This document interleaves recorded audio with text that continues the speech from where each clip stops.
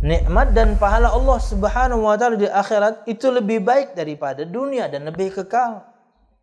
Karena dunia namanya saja dunia, dari kata bahasa Arab dunu, bawah, rendah. Sedangkan akhirat itu syarifah, mulia, baqiyah, kekal. Maka bagaimana mungkin seorang yang berakal yu'firu, lebih mengutamakan, mengedepankan, mencintai ma yafna ala ma yabqa, yang hancur dibandingkan yang kekal. Bagaimana mungkin seorang yang berakal?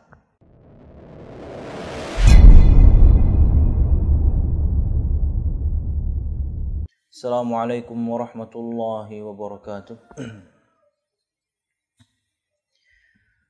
Innal hamdalillah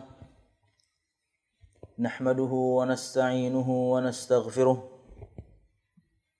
wa na'udzu billahi min shururi anfusina wa min sayyiati a'malina. May yahdihillahu fala mudilla lahu wa may yudlil fala hadiya lahu.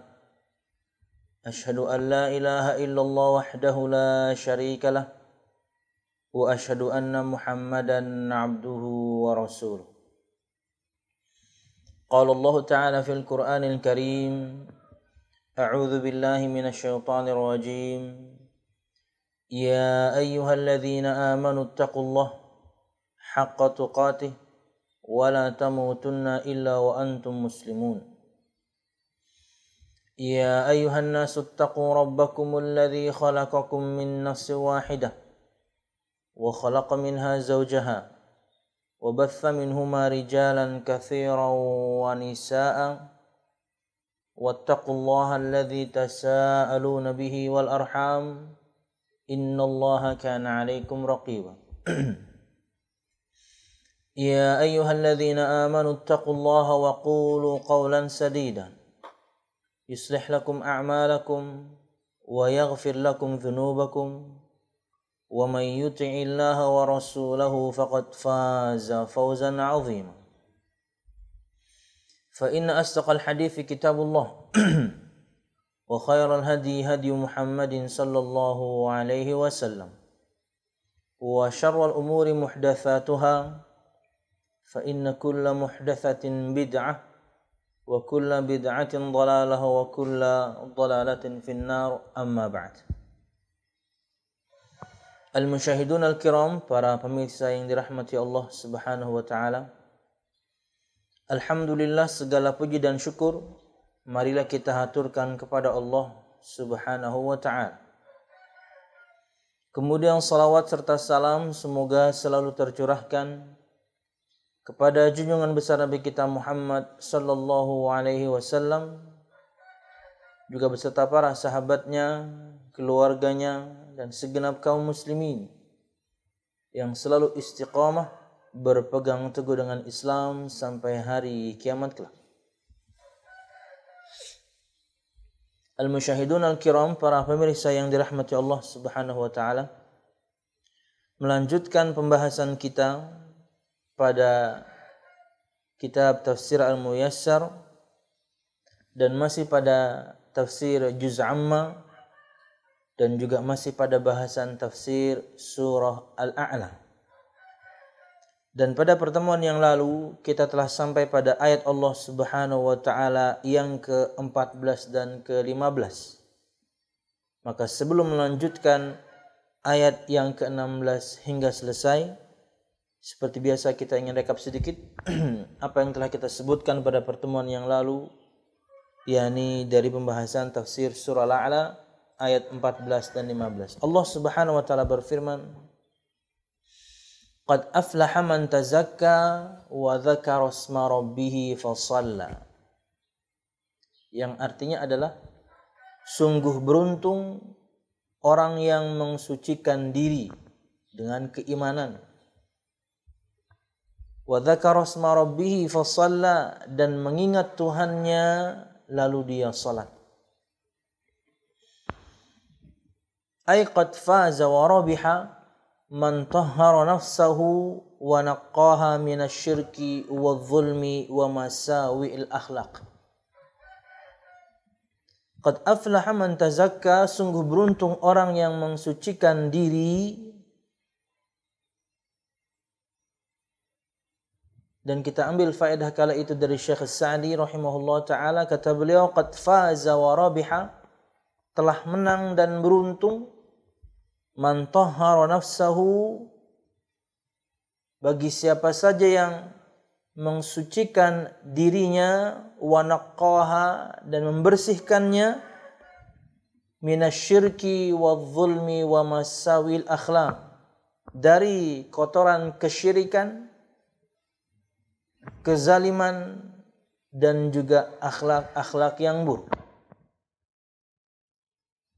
Maka siapapun di antara kita yang ingin menjadi orang yang beruntung di muka bumi ini, maka sucikan hati ini, bersihkan hati ini dari kotoran kesyirikan kepada Allah Subhanahu wa taala dengan bertauhid, dari kegelapan kezaliman, entah itu kepada Allah Subhanahu wa taala dengan berbuat syirik, atau kezaliman kepada sesama anak Adam dengan berbuat adil, dan dengan minta maaf ketika kita telah melakukan kesalahan kepada sesama anak Adam. Kata Nabi Muhammad sallallahu alaihi wasallam, "Man kanat lahu madlamatun li akhihi min 'irdin aw min syai'in falyatahallalhu minhu al-yawm qabla an la yakuna dinarun wala dirhamun."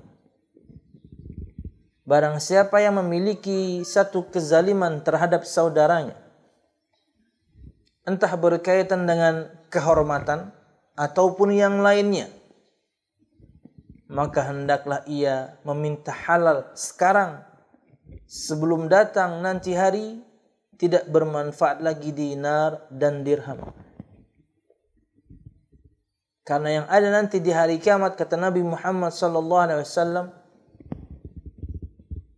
fayu'ta hadha min hasanatihi wa hadha min hasanatihi.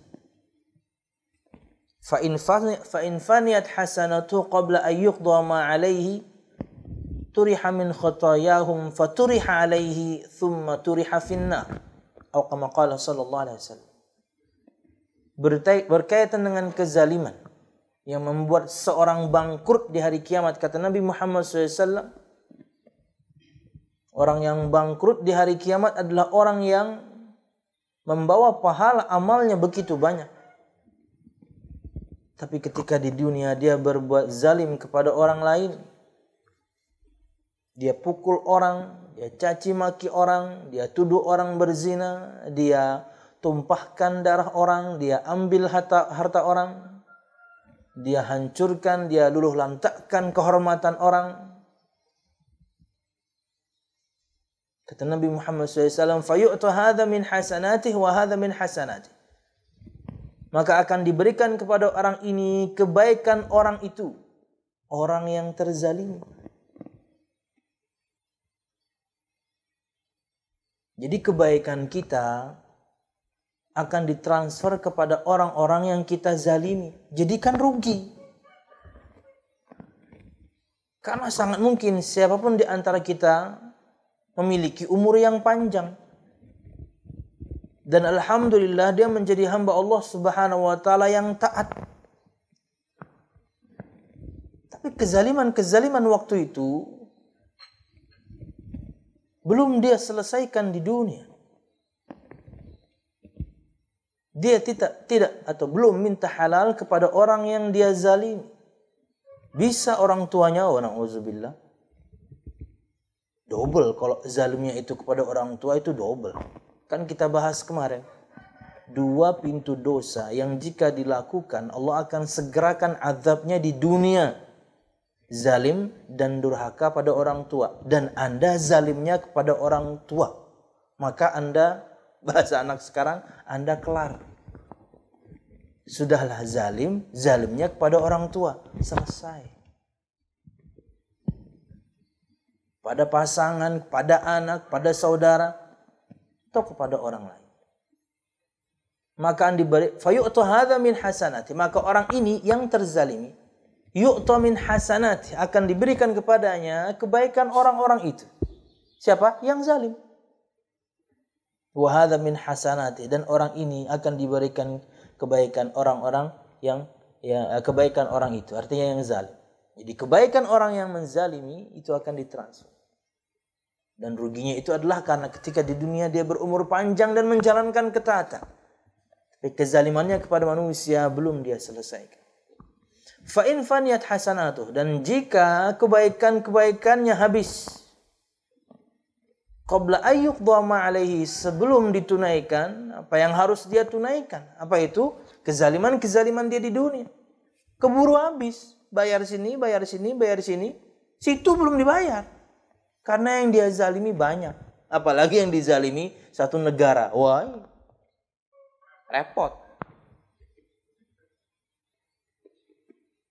Para koruptor yang nilep duit negara, wah repot. Repot. Dia yakni lebih mengutamakan kenikmatan dunia yang sesaat. Hari ini nih kita bahas. Orang itu memilih kenikmatan yang sesaat ini, yang hanya sebentar ini. Ya paling 60 tahun, 70 tahun, 80 tahun, sebentar. Anda menukarnya dengan yang abadi. Sebentarnya di dunia pun sampai umur berapa sih Anda bisa menikmatinya? Udah nggak bisa menikmatinya. Kalau sudah jalan aja sudah repot ya. Ya kalau sudah 60-an gitu ya, udah 60-an, 70-an, jalan sudah repot. Makan ini, makan itu, repot. Ingin maksiat berkaitan dengan kemaluan, sudah tua. Sudah tua. Mau pakai obat pendukung, jantung Anda sudah lemah. Udah nggak nikmat. Sudahlah sebentar dan tidak bisa menikmati sebenarnya. Anda tukar itu dengan subhanallah yang abadi. Hari ini bahasanya.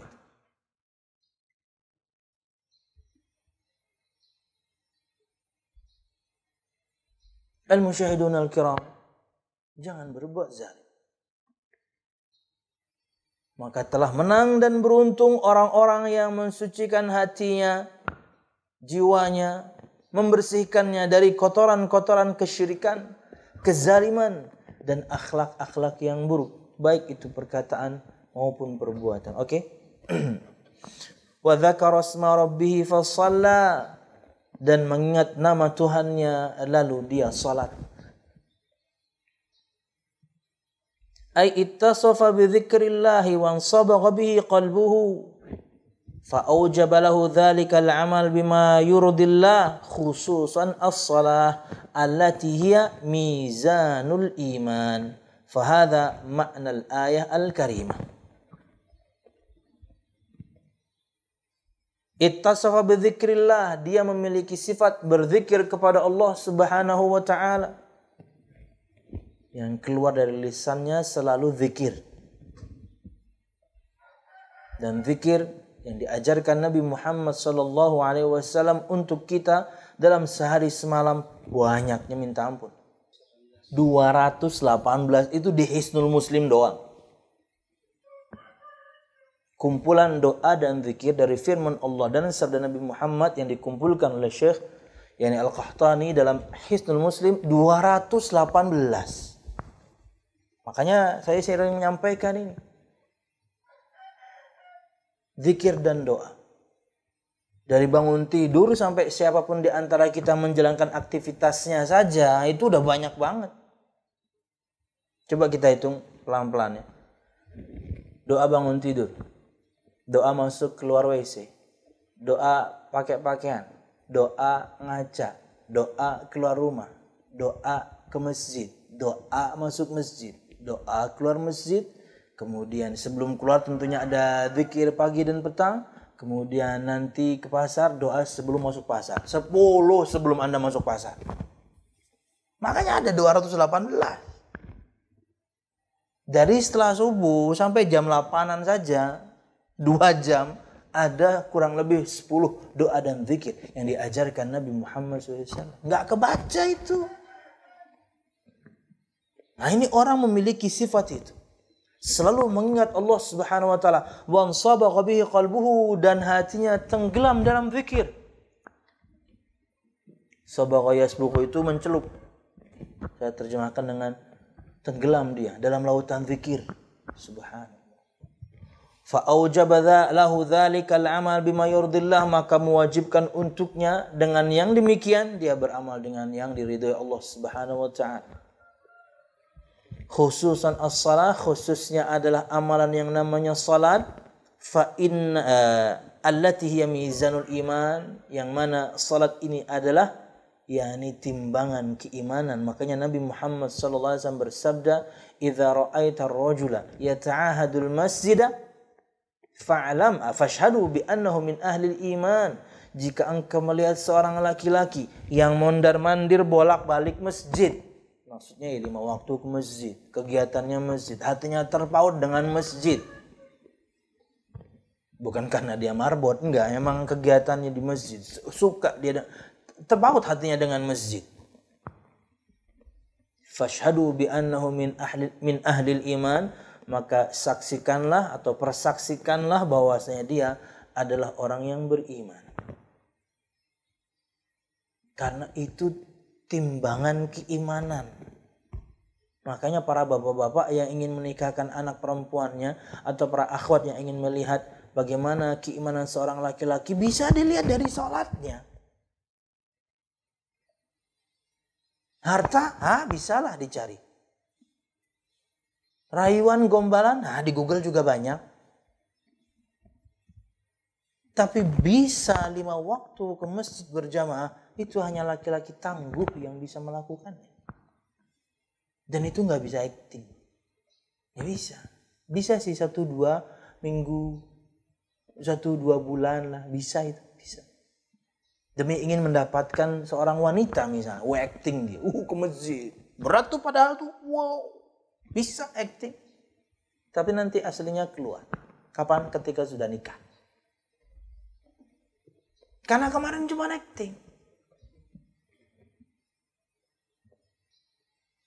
Maka utus saudara laki-laki Anda, ayah Anda, paman Anda, ya siapapun mereka, mahram Anda yang laki-laki, untuk melihat bagaimana salat laki-laki ini, karena itu adalah timbangan keimanan. Kemarin ya saya baca berita, ya mudahan bukan hoax ya, tapi saya tahu berita ini sejak tahun 2013. Bahwasanya 90%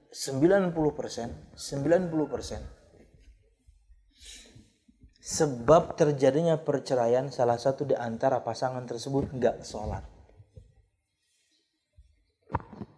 Saya tahu data ini sejak 2013. Kakak saya, semoga Allah merahmati beliau, dia nanya ke ustadz yang ada di pengadilan agama, "Ustadz, apa penyebab paling banyak yang kemudian menjadikan yakni para wanita, lebih tepatnya kala itu adalah para wanita yang mengajukan khulu', gugat cerai kepada suaminya?" Ustadznya menjawab, yang nomor 2 perselingkuhan. Cukup mengagetkan. Dan ini cuma Banjarmasin. Di tahun itu, 1 tahun itu, 2013 itu 1000 kasus. Yang nomor 2 kata beliau adalah perselingkuhan. Kaget kakak saya, tapi lebih kaget lagi karena itu nomor 2. Dia ngiranya itu nomor 1. Lalu nomor 1-nya apa Ustaz? Suaminya nggak sholat. Suaminya nggak sholat. 2013.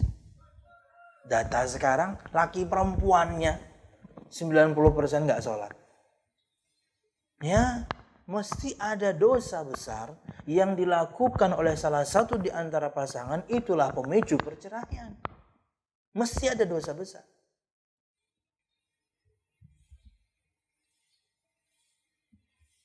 Maka jadikan bahan introspeksi, siapapun di antara kita tidak perlu membela diri. Anda yang sekarang sedang na'udzubillah di masa iddah, maka jadikan bahan introspeksi. Saya salah apa? Saya dosa apa? Zalim kepada Allah kah atau kepada manusia atau kepada pasangan kah? Introspeksi. Nggak usah bela diri lah.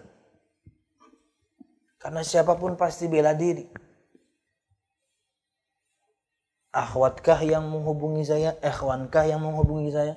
Dengan alasan awal tentunya minta nasihat. Semuanya pasti bela diri. Maka saya sering sekali menyampaikan, Anda nggak usah bela diri dulu ya. Introspeksi ada saja. Anda salah apa? Hingga kemudian sampai di titik ini. Pengen sekali minta cerai dari suami. Atau Anda menceraikan istri. Jadikan bahan introspeksi. Karena masih ada dosa besar yang dilakukan oleh salah satu di antara mereka berdua. Wallahu a'lam bishawab. Lanjut ya. Dan inilah makna ayat yang mulia ini. Oke, itu rekap. Berikut bahasan hari ini.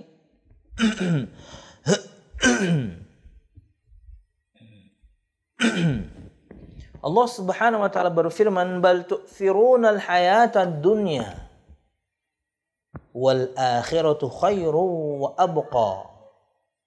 Inna hadza la fi as-suhufil ula suhuf Ibrahim wa Musa." Yang artinya adalah bal tu'thiruna al-hayata ad-dunya, sedangkan kamu memilih kehidupan dunia. Sedangkan kamu memilih kehidupan dunia. Wal akhiratu khairu wa abqa. Padahal kehidupan akhirat itu lebih baik dan lebih kekal. Inna hadza la fis suhufil ula. Sesungguhnya ini terdapat dalam kitab-kitab terdahulu. Suhuf Ibrahim wa Musa, yaitu kitab-kitab Ibrahim dan juga Musa alaihi wassalatu wassalam. Disebutkan dalam tafsir singkatnya Al-Muyassar, innakum ayyuhan nas tufaddiluna zinatal hayatid dunya ala na'imil akhirah. Sesungguhnya kalian, hai segenap manusia, lebih mengutamakan perhiasan dunia dibandingkan kenikmatan akhirat. Wal akhiratu khairu buqa. Padahal kehidupan akhirat itu lebih baik dan lebih kekal. Dalam tafsirnya, wad darul akhiratu bima fiha minan na'imil muqim khairun minad dunya wa abqa. Dan rumah akhirat, surga Allah Subhanahu wa taala, bima fiha minan na'imil muqim, dengan semua kenikmatan yang ada di dalamnya, khairun minad dunya wa abqa, lebih baik daripada kenikmatan-kenikmatan dunia dan lebih kekal. Inna hadza la fis suhufil ula suhuf Ibrahim wa Musa.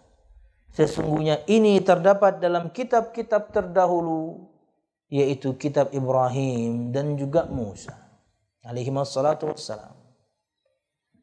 Innama akhbartukum bihi fi hadhihi surah huwa mimma thabata ma'nahu fi as-suhuf allati unzilat qabla al-Qur'an wa hiya suhuf Ibrahim wa Musa alaihi wassalatu wassalam. Sesungguhnya apa-apa yang telah aku kabarkan kepada kalian, kata Allah Subhanahu wa taala, di surah ini adalah telah tetap maknanya,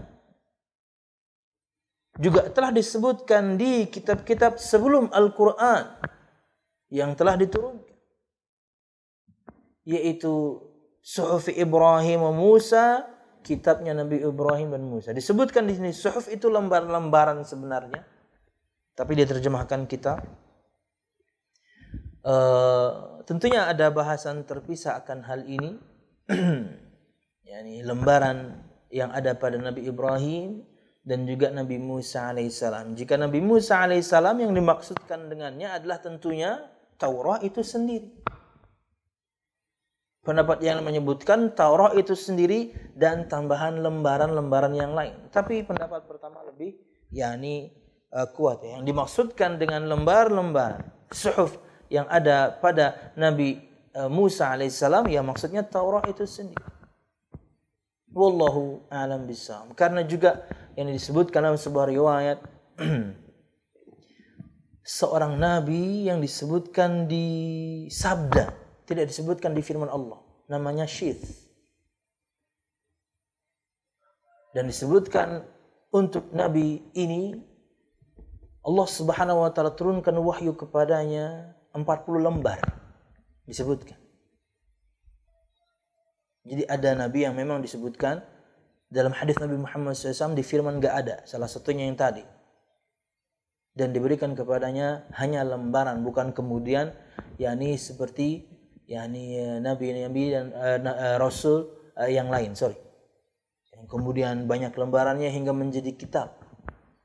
Wallahu a'lam bishawab. Artinya yang Allah sampaikan di firman Allah dalam surah Al-A'la ini, dalam kitab-kitab sebelumnya pun telah Allah sebutkan, khususnya dalam Taurat dan juga suhuf, lembaran yang Allah Subhanahu wa taala berikan kepada Nabi Ibrahim alaihissalam. Wallahu a'lam bishawab. Al-musyahidun al-kiram, kita tambah sedikit dari keterangan Syekh Sa'di rahimahullah taala. Bal tu'thiruna al-hayata ad-dunya, sedangkan kamu memilih kehidupan dunia. Ay tuqaddimunaha 'ala al-akhirah wa takhtaruna na'imaha al-munghisul muqdiru az-za'il 'ala al-akhirah. Yaitu kalian lebih mengedepankan, memprioritaskan, mendahulukan kenikmatan-kenikmatan dunia dibandingkan akhirat. Kalian memilih kenikmatan yang hancur, kenikmatan yang sesaat, kenikmatan yang tidak abadi, yang zail disebutkan di sini, yang hilang. Tadi ulun menyebutkan di awal saja berkaitan dengan kenikmatan kekuatan seorang laki-laki. Kalau sudah sampai umur tertentu, udah nggak ada. Mau ingin dibantu dengan obat, jantungnya udah lemah. Sebentar.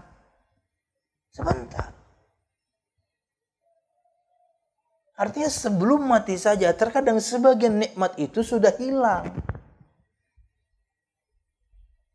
Mata. Udah tua. Tetap dipakai buat maksiat. Melihat sesuatu yang Allah Subhanahu wa taala haramkan. Sudah harus pakai alat bantu. Sudah harus pakai kacamata. Kenapa? Masih hidup orangnya, tapi nikmatnya sudah berkurang. Sudah tahu nikmatnya berkurang, udah nggak terlalu jelas lagi, tetap dipakai buat maksiat, lihat yang macam-macam. Udah tua. Mulut. Ngomong udah nggak jelas. Kenapa? Gigi udah nggak ada. Orang kalau sudah ompong, udah ngomongnya nggak jelas. Nikmat berbicara atau nikmat mengunyah makanan itu sudah hilang. Masih hidup orangnya, tapi nikmatnya sudah berkurang. Sebagus-bagusnya gigi palsu tidak akan senikmat gigi asli. Tak taunya mulutnya digunakan untuk makan makanan yang haram, minum minuman yang haram, membicarakan orang, ghibah, namimah. Udah tua, ngomong aja nggak jelas, ghibah orang aja udah nggak jelas, yang dengerin udah, ente ngomong apa sih? Udah nggak jelas, giginya udah nggak ada. Jadi ghibahnya nggak afdol udah, tapi tetap ghibah. Bayangin, ghibah nggak afdol tuh gimana? Iya, ghibahnya udah nggak afdol. Kenapa? Udah. Ini orang kalau misalnya ompong, makharijul huruf ketika membaca Al-Quran saja udah pada hilang. Karena beberapa di antara huruf-huruf itu bunyinya itu keluar dari balik gigi. Dari belakang sini. Giginya nggak ada, lepas. Tahu nggak lu Syufulan? Apa sih lu? Syufulan. Pengen gibah orang giginya udah habis. Nikmatnya udah nggak ada. Masih dilakukan juga. Telinga. Dengar biasa aja, sudah pakai alat bantu dengar. Yang ada volumenya itu loh. Volume, sini bass sama treble. Sudah ada, subhanallah. Sudah pakai alat dengar. Nikmatnya sudah masih hidup dia, tapi nikmatnya sudah berkurang. Masih dengerin musik. Masih dengerin yang haram-haram. Masih dengerin gibahan bapak yang tadi. Ya, sama. Udah sama-sama tua. Yang ini pakai alat bantu dengar, yang ini susah ngomong. Itu nggak lagi fulan. Apa aja ngomong, udah pada tua. Subhanallah. Nikmatnya sudah masih hidup dia, tapi nikmatnya kan sudah berkurang. Kenapa? Udah tua, masih maksiat juga. Bukan berarti ketika muda silakan maksiat, nggak gitu. Maksudnya seperti ini. Lebih mendahulukan, mengedepankan, memprioritaskan nikmat dunia yang ia hilang, yang zail. Takhtaruna na'imaha az-zail. Kalian lebih memilih kenikmatan dunia yang akan hilang, yang habis, yang hancur. Sekalipun kalian masih hidup, banyak kenikmatannya sudah hilang. Udah pakai tongkat nih, Pit, tapi tetap ke night club, Pit. Udah tua, ngapain ke night club? Udah susah jalan, apalagi ke night club pakai kursi roda. Ya Allah, nggak ada juga sih. Saya hanya hiperbola saja. Maksudnya kalau sudah yakni tua, kata Allah Subhanahu wa taala, nunakkishu fil khalqi. Kami akan balikkan penciptaannya, makin tua ya makin melemah lagi seperti anak kecil. Harusnya makin menyadarkan bahwasanya yakni kita harus bersyukur dengan nikmat yang ada, tapi gunakan untuk ketaatan, bukan untuk kemaksiatan.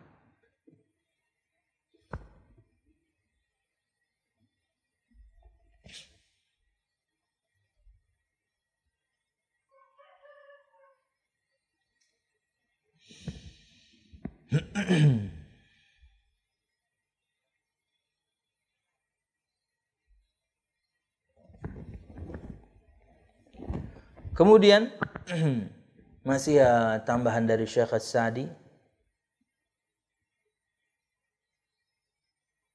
Tambahan sedikit dari Imam Ibnu Katsir. Bal tu'thiruna al-hayata ad-dunya ay tuqaddimunaha ala amril akhirah wa tubdunaha ala ma fihi naf'uhum wa salahuhum fi ma'ashihim wa ma'adihim. Kurang lebih sama ya. Bahkan saya sering melihat bahwa Syekh As-Sa'di rahimahullah ta'ala yakni cara menafsirkan beliau mirip dengan yang telah disampaikan oleh Imam Ibnu Katsir. Kalian lebih mengedepankan, mendahulukan, memprioritaskan perkara dunia dibandingkan akhirat. Wallahu a'lam bissawab. Kemudian Allah Subhanahu wa taala berfirman, wal akhiratu khairu wa abqa. Padahal kehidupan akhirat itu lebih baik dan lebih kekal. Kata Syekh As-Sa'di, walil akhirati khairun minad dunya fi kulli wasfin matlub wa abqa likauniha daru khuldin wa baqa'in wa safa. Wadunya daru fana. Fal mu'minul aqilu la yakhtaru al-arda' al-ajwad wa la yabi'a ladzata sa'ah bi turhatil abad fa hubbud dunya wa itharuha 'ala al-akhirah ra'su kulli khati'ah. Dan untuk akhirat lebih baik daripada dunia dalam semua sifat yang kita kehendaki. Akhirat jauh lebih baik. Wa abqa, dan lebih kekal, karena dia adalah rumah kekekalan abadi, tempat tinggal yang abadi, dengan semua kenikmatan yang ada di dalam dunia enggak abadi. Wa dunya daru fana, dan dunia itu rumah kehancuran, fana, habis, hilang. Mati, selesai. Belum mati aja ketika udah tua, banyak nikmat yang udah hilang kok.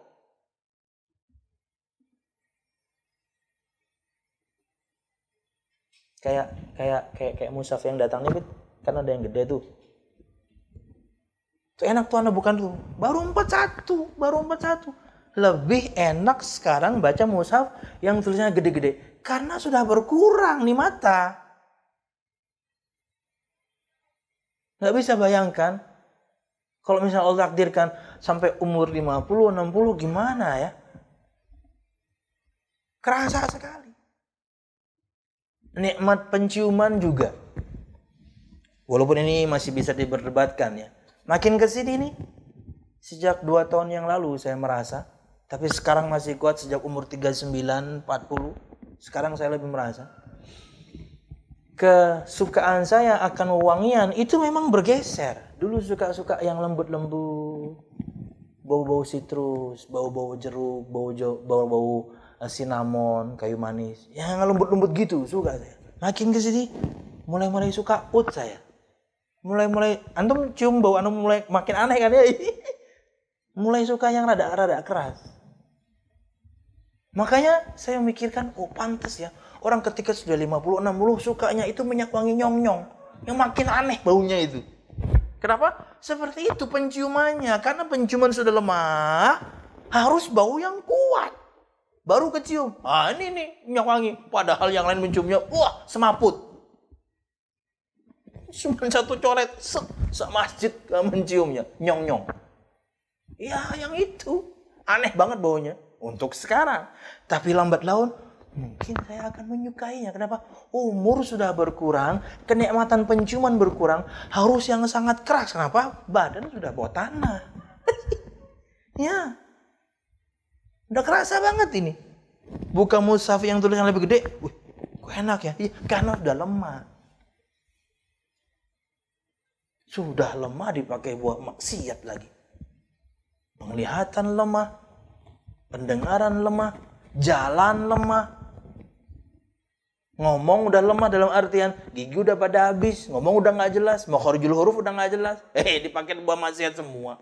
Itulah manusia. Kita jangan seperti itu. Wa dunya daru fana. Kata Syekh, kata Imam, yakni dunia, yakni rumah kehancuran. Sebenarnya sebentar, nikmatnya sebentar. Fal mu'minul aqilu la yakhtarul arda alal ajwad. Maka seorang mukmin yang berakal, kata Syekh, dia tidak memilih sesuatu yang lebih buruk dibandingkan yang lebih baik. Kasarnya, kalau Anda memilih yang buruk, berarti Anda nggak punya akal. Nah, yang ngomong Syekh Sa'di loh ya, jangan marah Anda. Al-mu'minul aqil, seorang mukmin yang berakal itu la yaqtalul arda 'alal ajwad, tidak memilih yang lebih buruk. Radi itu buruk, arda lebih buruk dibandingkan al-ajwad. Dibandingkan jayyid itu baik, ajwad lebih baik. Seorang mukmin yang berakal tidak memilih sesuatu yang lebih buruk dibandingkan yang lebih baik. Pilih yang lebih baik. Itulah mukmin yang berakal. Betul, memang mungkin gigi-giginya udah pada habis. Kalau sudah membaca Quran, makharijul hurufnya udah pada lepas. Tapi dia berusaha baca Quran, bukan ghibah. Betul, pendengarannya sudah mulai melemah hingga kemudian harus menggunakan alat bantu dengar. Tapi yang dia dengarkan murattal Al-Quran. Betul, penglihatannya sudah mulai lemah. Kenapa harus pakai kacamata? Bahkan mungkin terkadang plus, tebal banget kacamatanya. Kenapa? Karena penglihatannya sudah lemah. Tapi dia berusaha semaksimal mungkin bacanya Quran.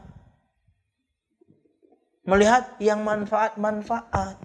Subhanallah. Karena dia tahu ini akan hilang semua.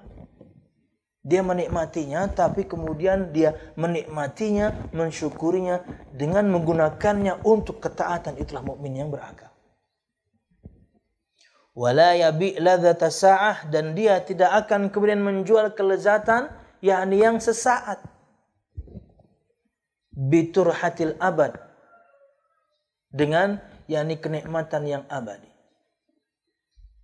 Mukmin yang berakal enggak akan kemudian dia yakni mengabaikan nikmat akhirat dengan mengambil nikmat dunia yang hanya sesaat.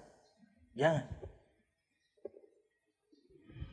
Fa hubbud dunya wa itharuha, maka cinta dunia dan lebih mengedepankan, mendahulukan, memprioritaskan nikmat dunia al-akhirah di atas kenikmatan akhirat. ra'su kulli khati'ah, dia adalah inti, dia adalah puncak dari semua kesalahan. Wallahu a'lam bishawab. Karena kalau sudah cinta dunia, mesti takut mati. Takut mati dalam artian semua kita belum siap untuk semua amal yang kita akan persembahkan kepada Allah standar. Ini enggak, maksudnya takut matinya itu karena banyak sekali nikmat dunia yang dia tinggalkan. Itu yang tercela. Wallahu a'lam bishawab. Kemudian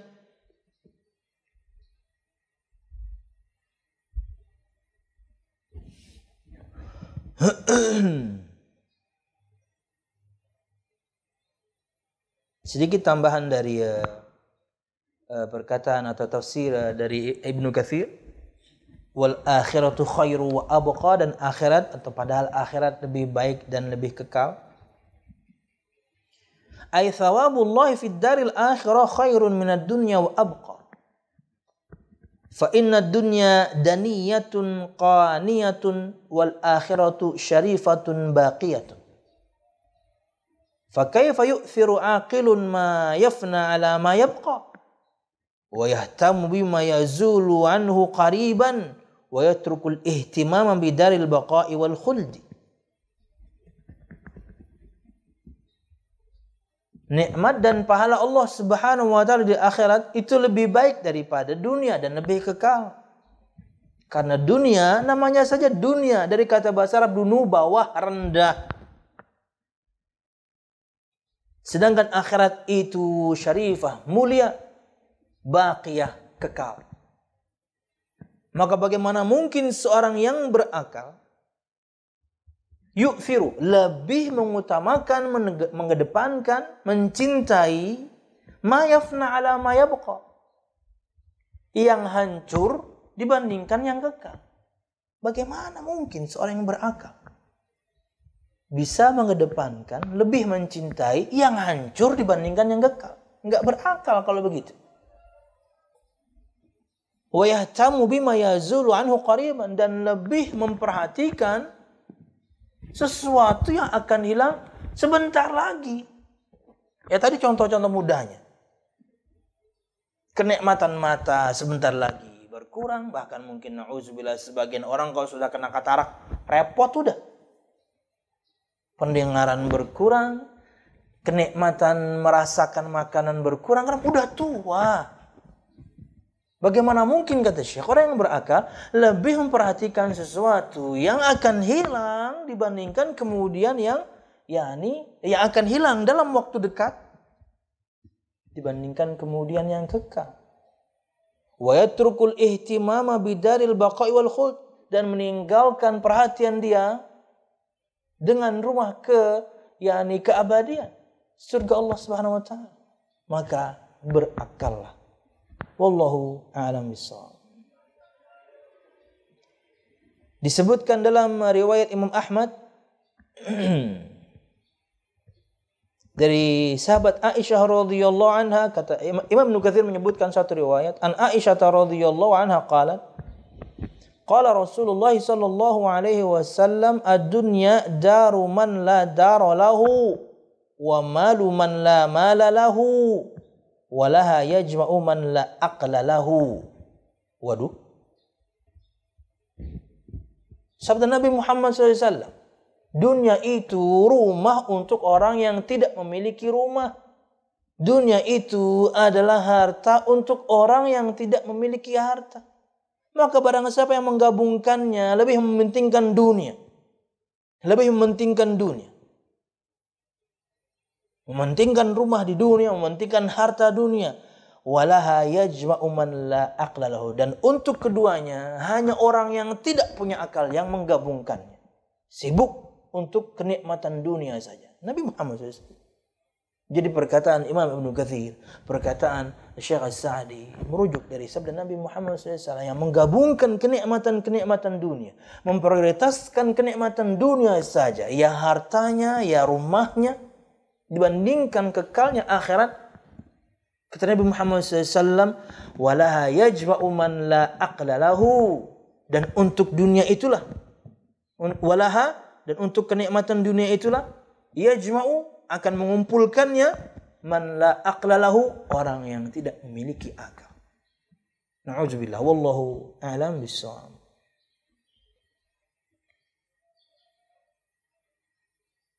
Wallahu a'lam bissawab.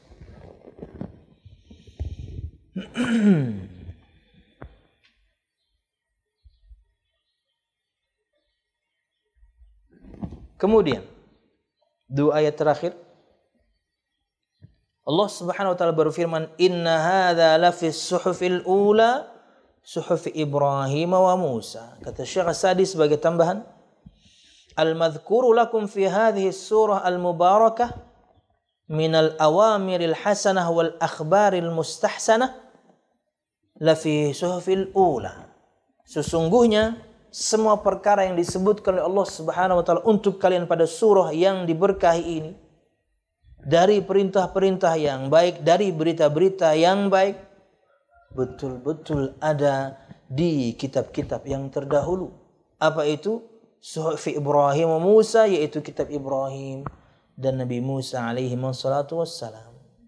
Alladzaini huma asyraful mursalin, siwan Nabi Muhammad sallallahu alaihi wasallam, di mana kedua nabi ini adalah yang paling mulia di antara semua rasul setelah tentunya Nabi Muhammad sallallahu alaihi wasallam, Nabi Ibrahim dan juga Nabi Musa alaihi salam. Fahadhihi awamir fi kulli syari'ah likauniha a'idatun ila masalihid darain wa hiya masalihun fi kulli zaman wa makan. Maka semua perintah-perintah yang ada dalam surah ini, yakni fi kulli syariah, fahadhi awamir fi kulli syariah, maka ini adalah perintah-perintah dalam setiap syariat. Di antaranya tentunya yakni seorang menjadi orang yang atau memiliki sifat selalu mengingat Allah Subhanahu wa taala, menjalankan ketaatan. Ini ada dalam semua syariat. Karena ia yakni akan kembali kepada kemaslahatan dua tempat atau dua rumah. Anda menjalankan ketaatan kepada Allah Subhanahu wa taala, kemaslahatan untuk Anda di dunia. Begitu banyak kemudian yakni manfaat ketakwaan. Di awal-awal surah At-Talaq bahkan 5 disebutkan manfaat ketakwaan. Di dunia saja Anda akan mendapatkan kebaikan karena ketakwaan Anda, apalagi di akhirat. Wallahu a'lam bissawab. Wa hiya masalih fi kulli zaman wa makan, dan dia adalah kemaslahatan tentunya di setiap yakni zaman dan tempat. Takwalah kepada Allah, ingatlah Allah Subhanahu wa taala selalu, dan jalankanlah ketaatan secara umum, wabil khusus salat. Wallahu a'lam bissawab. Ini yang bisa kita sampaikan, dan dengan ini berakhirlah tafsir surah Al-A'la. Wallahu a'lam bissawab. Hari ini apa, Bit? Mushaf. Oke.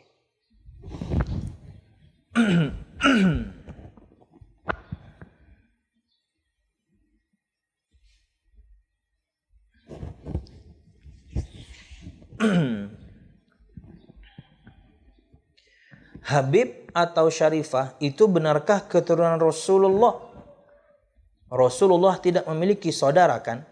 Hanya sepupu. Anaknya yang laki-laki kan sebelum menikah sudah wafat. Yang ada anak perempuan. Sedangkan anak perempuan dalam garis keturunan berikutnya, yaitu anaknya sudah garis keturunan dari suaminya. Istilahnya terputus memakai nama keturunan dari bapaknya. Dan kenapa Fatimah tidak memakai nama bapaknya di belakangnya? Sedangkan Habib dan Syarifah, mereka keturunan Rasulullah, di belakangnya memakai nama bapak mereka, istilahnya marga. Afwan jika pertanyaan kepanjangan, enggak panjang, santai aja. Apakah Habib dan Syarifah benar keturunan Rasulullah, ahlul bait, keluarga Rasulullah? Perhatikan istilahnya, ahlul bait, keluarga Rasulullah. Dan ahlul bait itu adalah semua orang yang memiliki hubungan kekerabatan dengan Nabi Muhammad sallallahu alaihi wasallam yang saleh di antara mereka, dan termasuk juga istri-istri beliau. Perhatikan definisinya ini. Khususnya yang nanya, jangan ngopi dulu. Ahlul Bait adalah semua orang yang memiliki hubungan kekerabatan dengan Nabi Muhammad SAW dan keturunannya yang saleh di antara mereka. Dan para di antaranya istri-istri Rasulullah. Jadi gunakan istilahnya. Ahlul Bait. Keluarga Nabi Muhammad SAW. Bahkan kalau Syekh Al-Badr, Syekh Abdul Muhsin Al-Abbad Al-Badr lebih mengambil definisi lebih spesifik. Ahlul Bait itu adalah yakni anak-anaknya atau anak keturunannya, yakni Abbas, Aqil.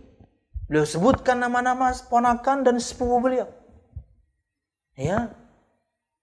Yang saya sebutkan tadi definisi Syekh Shalih Fauzan lebih luas. Siapa saja orang yang memiliki hubungan kekerabatan dengan Nabi Muhammad SAW, pamannya kek seperti Abbas atau Ali dan Aqil misalnya, yakni sepupu beliau, ya, dan semua keturunannya yang soleh. Yang solehlah kemudian yang berhak mendapatkan dari kita non ahlul bait kecintaan, kemuliaan, penghormatan, pengagungan, berhak mereka dapat dari kita. Kenapa? Karena mereka ahlul bait, keluarga Rasulullah. Di kita menerjemahkannya enak keturunan. Paham ya? Ngomong enaknya tuh keturunan. Karena perkataan Anda benar. Semua anak Nabi Muhammad SAW yang laki-laki meninggal. Bahkan masih kecil-kecil. Karena ingin menunjukkan satu, yakni ketentuan bahwasanya ini loh Nabi terakhir Muhammad Rasulullah SAW. Anak beliau dari Khadijah yang laki-laki 2, dari Maria 1, Ibrahim. Total 3, meninggal masih kecil semua. Kenapa? Karena ini Nabi terakhir. Karena jika semua anak-anak yang laki-laki ini sampai dewasa, tidak menutup kemungkinan mereka menjadi Nabi penerus. Mereka paling berpotensi untuk menjadi Nabi selanjutnya. Banyak anak Nabi jadi Nabi. Tapi Allah ingin tunjukkan ini Nabi terakhir. Allah wafatkan mereka masih kecil-kecil. Jangan sampai menikah yang perempuan. Fatimah menikah dengan Ali, Zainab. Ya. Cerita ketika Nabi Muhammad gendong anak kemudian sholat, itu kan anaknya Zainab. Jangan sampai menikah yang perempuan. Jadi kalau misalnya nisbatnya harus ke ayah, memang betul. Tapi ngomongnya itu enak keturunan. Padahal harusnya ngomong ahlul bait, lebih nyaman. Wallahu a'lam. Wallahu a'lam bishawab. Dan subhanallah, keturunan beliau Fatimah radhiyallahu anha menikah dengan ahlul bait juga, Ali bin Abi Thalib. Udah, makanya kemudian orang mengatakan keturunan. Kalau Anda kemudian memang fokusnya kepada yang laki-laki, putus. Makanya namanya ahlul bait, keluarga. Semua orang yang memiliki hubungan kekerabatan dengan Nabi Muhammad SAW, bisa paman beliau, bisa sepupu beliau, dan istri-istri beliau. Dan anak keturunannya yang soleh. Ingat ya, yang soleh ini harus digarisbawahi. Harus digarisbawahi. Dan kata Nabi Muhammad SAW, yani taraktu fikum thaqalain, al-thaqalain. Kitabullah hablum mamdudun ma baina as-sama'i wal ardi wa itrati ahli baiti. Inilah kenapa orang menyebutkan dengan istilah keturunan. Nabi Muhammad yang ngomong. Aku tinggalkan untuk kalian 2 perkara yang berat. 1, kitabullah.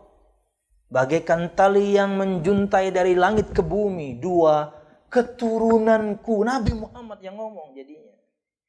Siapa? Ahlul baitku.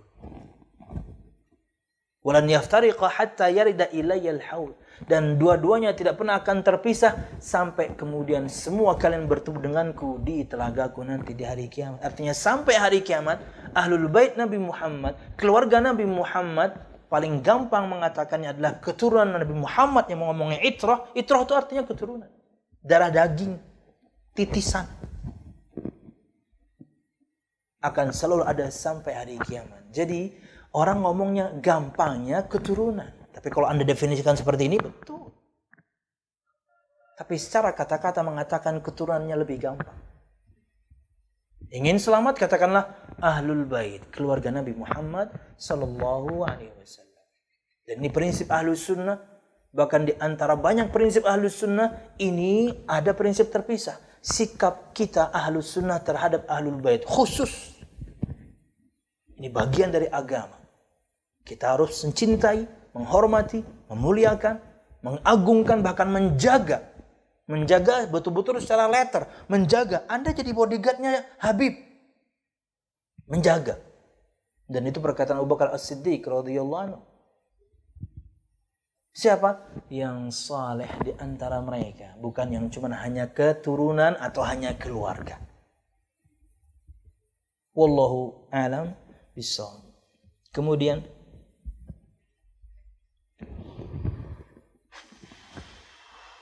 entar dulu. Tadi belum di capture. Entar lupa lagi. Berkaitan dengan marga FAM, ini yang harus kita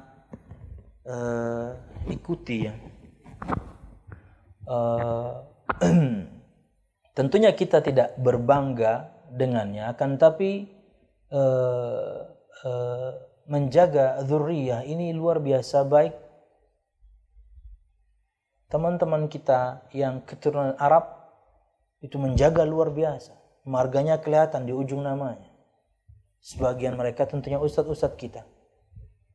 Entah Arab, Yaman atau yang dari mana, luar biasa, dijaga. Cina juga begitu. Cina juga luar biasa menjaga marganya. Kalau di Indonesia yang kuat juga menjaga adalah Batak. Ya, Batak tuh kuat sekali tuh.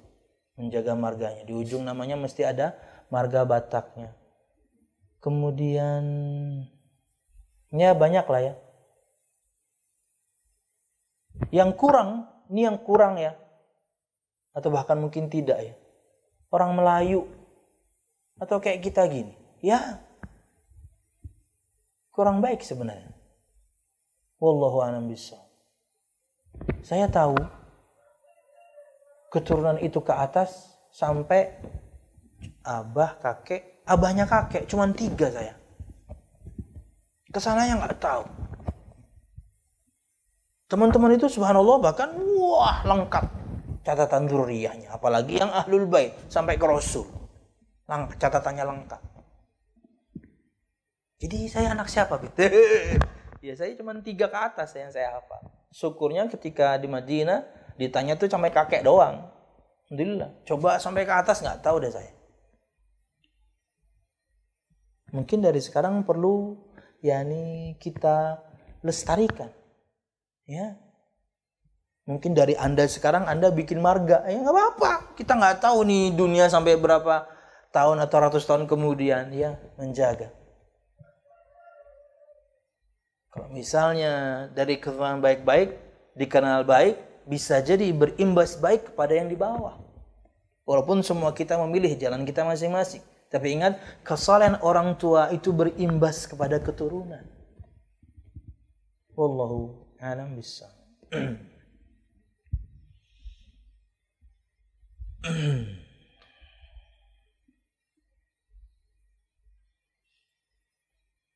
Assalamualaikum Ustadz, bekerja keras siang malam untuk menyiapkan biaya pendidikan, mondok, anak-anak, apakah termasuk cinta dunia? Ya harus, Anda kepala keluarga.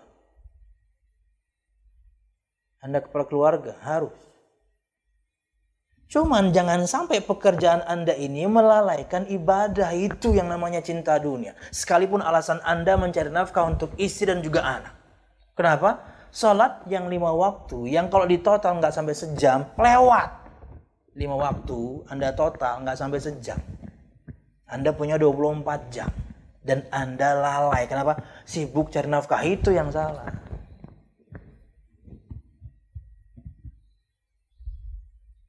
Atau mengakhir-akhirkannya. Lagi sibuk nih. mengakhir-akhirannya lagi tanggung nih. Yang Anda kasih rezekinya kan dari Allah. Sekarang dia sedang memanggil dengan adzan berkumandang, segera dong. Nah itu yang salah. Mencari nafkah apalagi di masa sekarang ya, di 3 bulan terakhir ini, Masya Allah, luar biasa. Itu kewajiban seorang laki-laki. Kemuliaan dia bahkan ada di situ. Bahkan kata Nabi Muhammad SAW, kafa bil mar'i athiman ayyudhayya man ya'ul. Cukuplah seorang laki-laki dikatakan berdosa jika dia menelantarkan orang yang harusnya dia nafkahi. Nggak bertanggung jawab. Kemuliaan laki-laki ada di sini. Apa? Memberi nafkah. Cari silahkan. Wallahu a'lam bishawab. Cari silahkan. Kerja keras, banting tulang. Itu kewajiban, berpahala. Kewajiban tapi berpahala.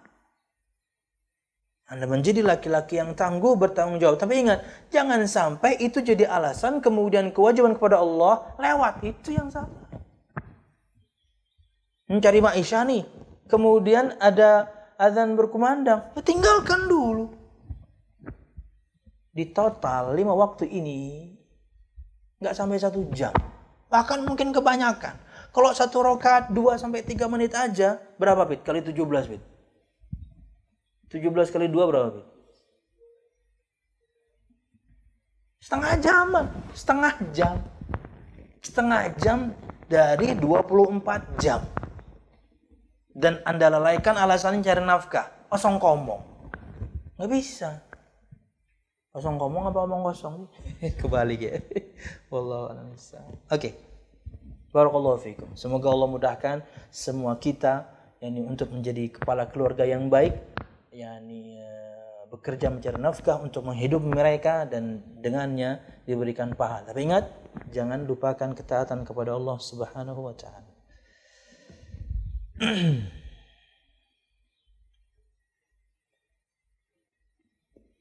Bismillah, Assalamualaikum Ustaz. Waalaikumsalam. Kedua orang tua saya sudah meninggal dan sekarang saya tinggal serumah dengan kakak perempuan saya yang sudah bersuami. Di dalam rumah saya selalu mengenakan pakaian panjang dan jilbab menutup dada tetapi tanpa menggunakan kaos kaki. Bagaimana? Ya nggak bisa. Kaki Anda aurat. Ya. Wallahu a'lam bishawab.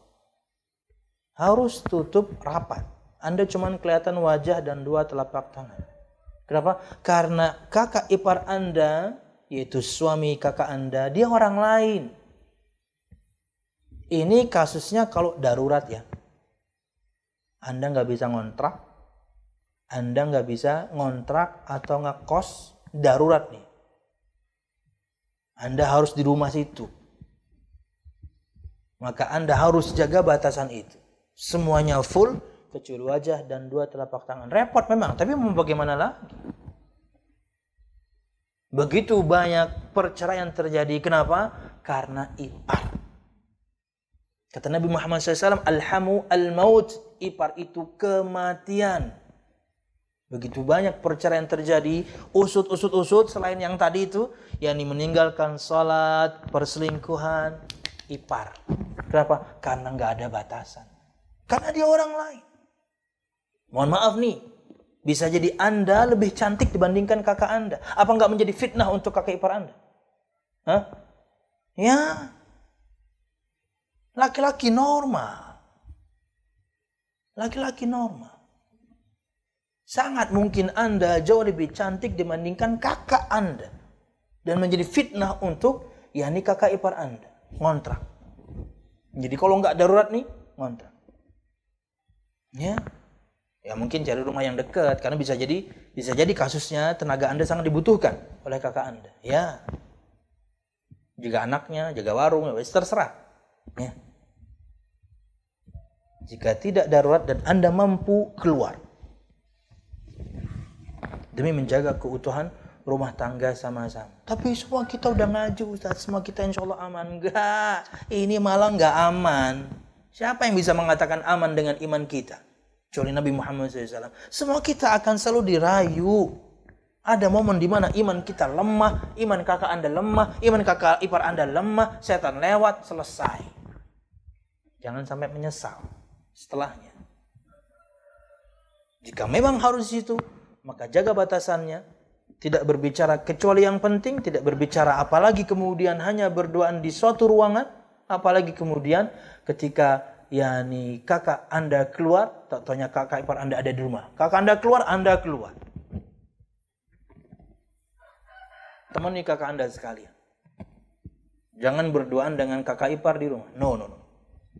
Jaga batasan-batasan itu. Kita semua laki-laki ini bukan Nabi Yusuf.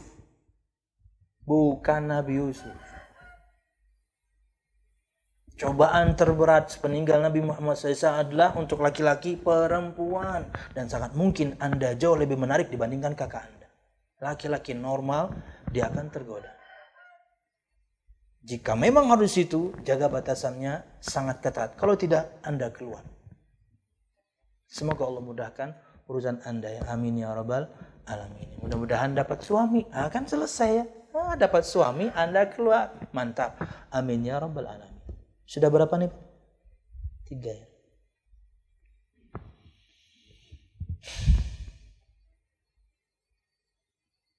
Dari Rifkon nih masuk berikutnya nih. Bismillah, Assalamualaikum Ustadz. Apakah dalam Islam ada mandi 7 bulanan? Nggak ada ya. Mandi aja. Kita tuh macam-macam. 7 bulanan mandi. Disaksikan orang banyak. Mandinya nggak ada masalah sebenarnya. Tapi keyakinan di balik itunya yang perlu kita bahas. Kadang-kadang ada keyakinan syirik di balik itu. Nanti juga orang mau nikah biasanya juga ya ada tuh orang yang mau nikah.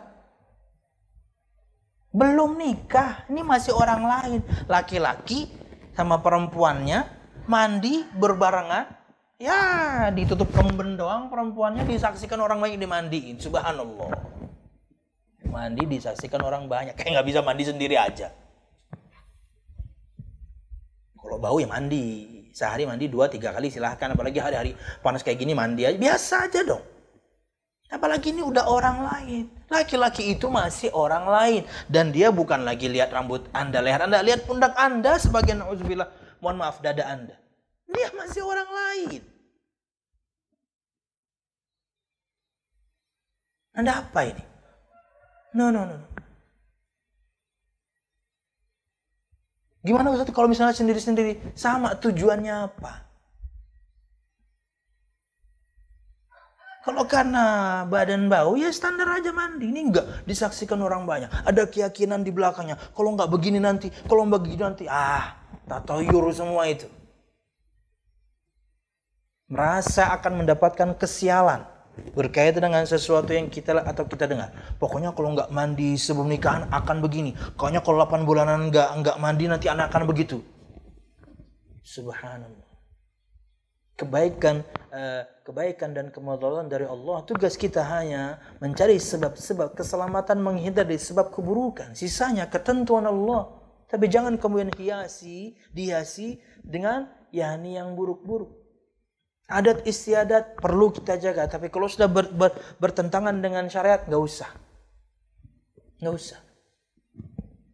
Wallahu a'lam bishawab. Sudah 4 ya, Bit?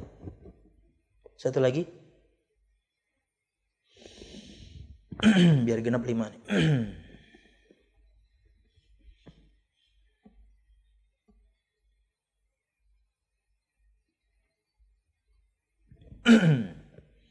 Assalamualaikum Ustadz, kata Ustadz tadi nikmat berkurang gara-gara maksiat. Ono ngomong gitu ya tadi, Bet? Nikmat berkurang gara-gara maksiat. Katakanlah saya mengatakan lupa tuh. Dan memikirkan urusan dunia, siap? Selain maksiat, apakah nikmat tersebut berkurang karena kita kurang bersyukur kepada nikmat yang telah diberikan atau bagaimana? Dan bagaimana kita bersyukur atas nikmat yang telah diberikan? Kadang seringkali kita telah diberikan apa yang kita butuhkan tapi lupa bersyukur. Simple. Anda dapat nikmat, bersyukurlah dengan hati, meyakini Allah pemberi nikmat, dengan lisan alhamdulillah bi ni'mati timus shalihat, dengan anggota badan taat. Itulah cara bersyukur atas nikmat Allah Subhanahu wa taala. Hati meyakini Allah lah pemberi nikmat, lisan mengatakan alhamdulillah bi ni'mati tatimmus salihah, kemudian ada amal menjalankan ketaatan. Itu bukti Anda bersyukur. Dan apakah kemudian setiap bermaksiat nikmat berkurang? Ada orang maksiat rezekinya lancar. Ada orang maksiat terus rezekinya lancar. Tapi itulah istidraj, tipu daya Allah Subhanahu wa taala dalam bentuk kenikmatan supaya Anda makin lupa. Ada. Tapi untuk orang yang beriman maka iya. Untuk orang yang beriman dan Allah cintai maka iya. Maksiat kita berimbas atas kenikmatan yang kita dapatkan. Maka jalankan ketaatan kepada Allah Subhanahu wa taala, dan manusiawi di sela-selanya mungkin kita bermaksiat, segeralah bertaubat kepada Allah, dan itu ketaatan yang lain. Agar kemudian Allah Subhanahu wa taala berikan kepada kita nikmat-nikmatnya yang begitu banyak, di antaranya juga adalah rezeki, yaitu harta. Wallahu a'lam bishawab. Ini yang bisa ulun sampaikan. Mudah-mudahan bermanfaat, salah dan khilaf ulun mohon maaf. Mudah-mudahan kajian kita diberkahi Allah Subhanahu wa taala. Amin ya rabbal alamin. 3 dari Rifkon, 2 dari WhatsApp. Oke. Insyaallah semuanya dapat mushaf. Mana mushafnya, Bit? Semua penanya insyaallah dapat mushaf terjemah. Oke ya. Dan yang kemarin-kemarin yang kita ngutang kayaknya sudah mulai kita hubungi ya. Sudah kita hubungi semua. Karena kemarin kita ngutang para penanya mushaf terjemah plus tajwid insyaallah. Mudah-mudahan bermanfaat. Yang di Banjarmasin mungkin diatur pertemuannya dengan Akh David. Yang di luar Banjarmasin maka kita akan paketkan dan Anda yang menanggung akibatnya ya. Menanggung ongkos kirimnya. Wallahu a'lam bishawab. Subhanakallahumma bihamdika asyhadu an la ilaha illa anta astaghfiruka wa atubu ilaik. Wassalamualaikum warahmatullahi wabarakatuh.